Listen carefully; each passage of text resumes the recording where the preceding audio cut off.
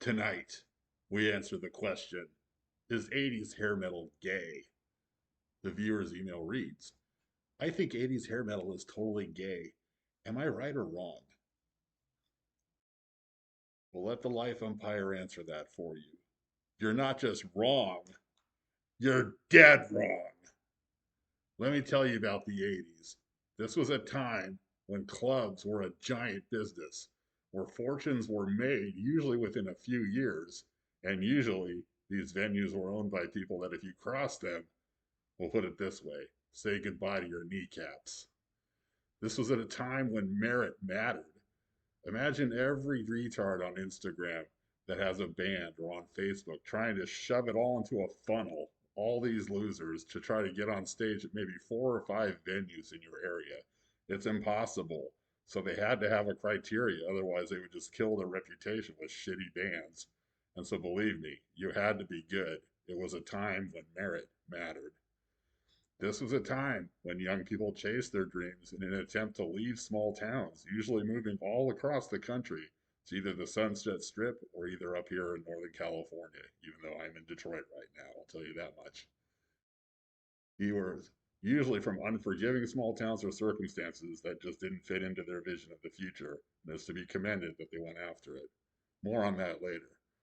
There were so many great bands back then, circulating clubs that you could go to pretty much any night of the week. We had bands like Flame, Vane, Vicious Rumors, Ruffians, Unsigned Bullet Boys, Persuaders, they became Babylon AD, Mad Anthony, Villain, Odin, Icon, Love Hate, and even let's include London, why not?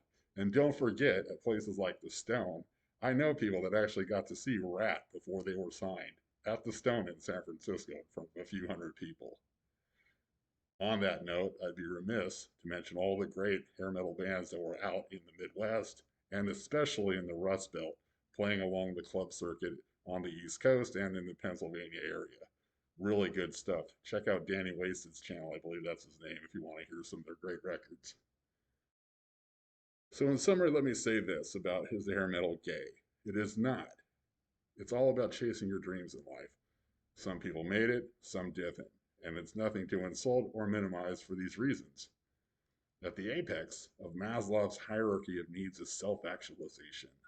And what that means is like a truly fulfilling sense that I am living the best life I possibly can. And let me tell you something, you maggots. If you've never been there before, few things are better than actually rocking out on stage. That exchange of energy tells you that, yes, I'm alive and this is the best fucking thing I could possibly do with my time.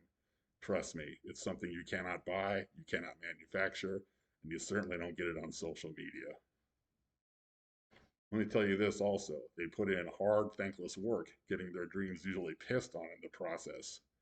They were good enough to get on those coveted stages. You would have to go audition to play at these clubs. So you not only had to be good, you had to not buckle under pressure. Try doing that these days. Where am I in my notes here? Their music, I forgot.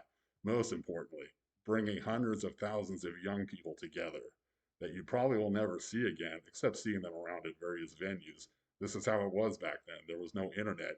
Usually, only Dungeons and Dragons dorks use the dial up internet for bulletin boards. But again, fucking cares about that when you can go watch Bullet Boys and meet chicks.